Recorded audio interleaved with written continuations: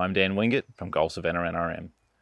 For the last 4 years, we've been delivering the Gulf Rivers Riparian Improvement Project with funding from the Department of Resources Natural Resources Investment Program. Through this program, we have been supporting 14 grazing properties throughout the Gulf to manage their natural resources more sustainably and improve overall landscape health.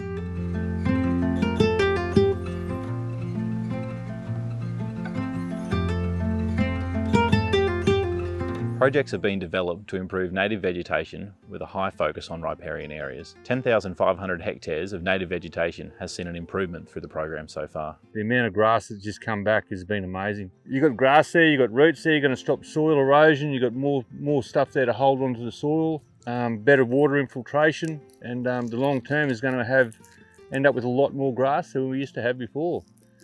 More grass means more beef. Invasive weeds have been a large focus, with huge amounts of rubber vine, Chinese apple and Parkinsonia being controlled so far. Successes of this project can be demonstrated through the Parkinsonia management that was controlled on Abingdon Downs Station. Trying to sort of reduce the amount of parky that goes down through the river, and also benefit for us in the fact that we don't have thickening throughout the place. My biggest concern is if we don't do anything about controlling this stuff now, we're going to have just a sea of Parkinsonia that we can't do anything with, and then just create more problems elsewhere. I think a bit of ownership for what we can control. We didn't start the problem, we didn't bring the problem, but we can do a little bit to try and help it out.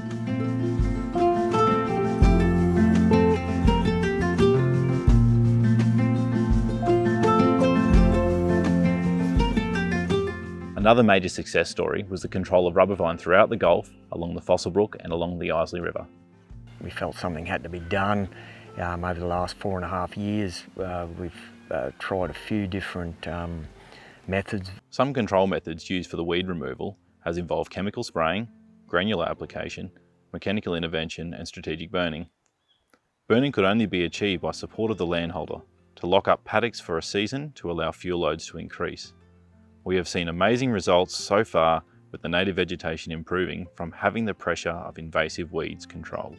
We used chemical, a bit of machinery as well. We've got an old dozer. We pushed out where we could with the dozer and pushed it up. That worked very well, but it was very slow and expensive. So we got a burn into it, and that was the best result we had. Yeah, after we burn and the rubber vine goes, we end up with a good infestation of weeds. But then after the weed, there's like lighter weeds. So this was the year before here. So now we've got a good grass cover. And hopefully next year the same thing will happen. This weed will go and the grass will just keep following it in as we remove the rubber vine. That's the plan anyway. We've started trying to control the rubber vine because it's getting pretty thick there in places, and where it gets really bad you notice nothing really grows underneath it. It's pretty hard to stop when it really gets going. So if we can control it now, it'll be better for the future. Hopefully you get a lot more feedback under it. We got in and started killing quite a bit and have had really good results. We got in and killed it during the growing season this year, and the results are really promising. All underneath these trees here, there was nothing really underneath and just dirt patches, and now you've actually got grass starting to come back to it. You're trying to build up your grass sorts, which is your native grasses back, and then using managed grazing, then try and hold that ground cover there throughout the end of the dry season. Yeah. So at least if you've got that good dry, that good sort of dry matter on the ground, that all organic matter, your first rains come in, you're not then running that topsoil, you're not getting that sediment load into the creek and the rivers, and then you're not putting that sediment load then out into the Gulf. Yeah. So that's ideally what we want to see.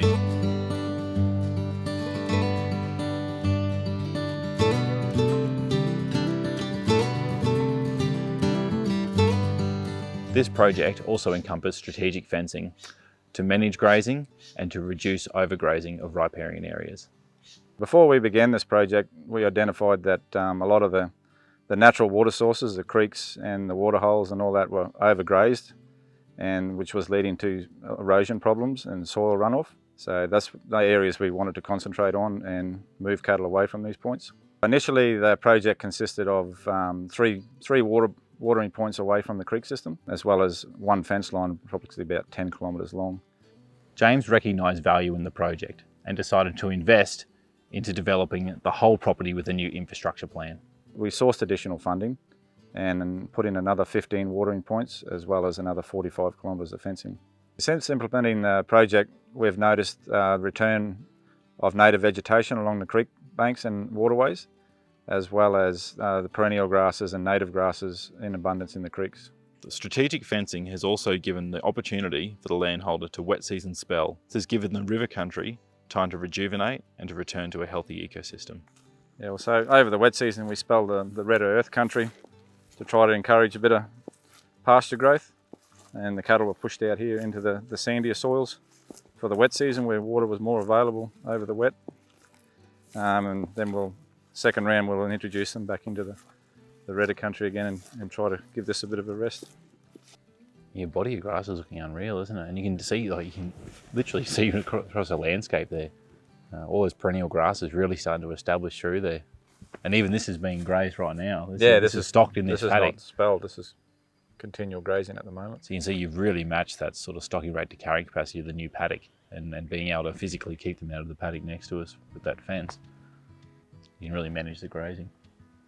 Some projects chose to fence their riparian areas, not only to better manage their cattle and wet season spell, but to also reduce the risk of streambank erosion. This has given the opportunity for the landholder to retain good ground cover and to hold topsoil together coming into the wet season. Yeah, so we picked up the project with Gulf Savannah as a collaborative project where we were fortunate enough to get some funding so we can actually improve some fencing and put some more waterways in, so there's some water points for the cattle. What Cunningham have done after the involvement with us with Gulf Savannah is what this paddock used to run. We've had a 35,000 hectare paddock that historically ran up to around 4,500 head 12 months of the year. Within this paddock we've mainly got the Ironsley River as the primary water source, and there was just 4 external water points within a couple of k's of the river. So there was a lot of country that wasn't getting utilised for most of the year, and all the cattle sort of hung along these riverbanks. What we saw was there wasn't a lot of ground cover left at the end of the dry season, so those first season rains came in and virtually washed the topsoil away, which was creating a lot of sedimentation into the Ironsley and out into the Gulf. They erected over a 31-kilometre fence just north of the Ironsley here and actually physically kept the cattle out for that wet season.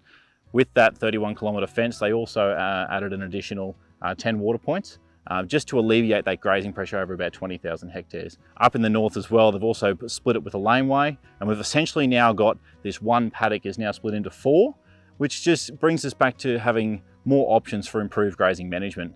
Once we put the fence in and improved the water points for the whole paddock, it allowed us to give spelling to the river.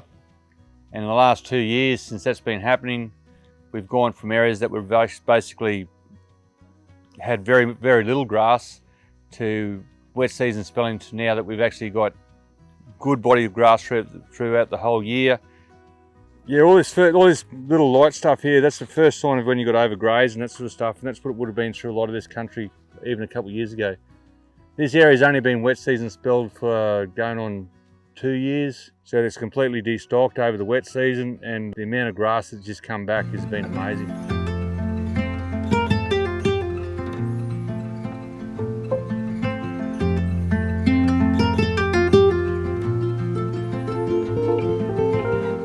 Our monitoring tools allow site data to be collected and referenced against a benchmark for the natural ecosystem.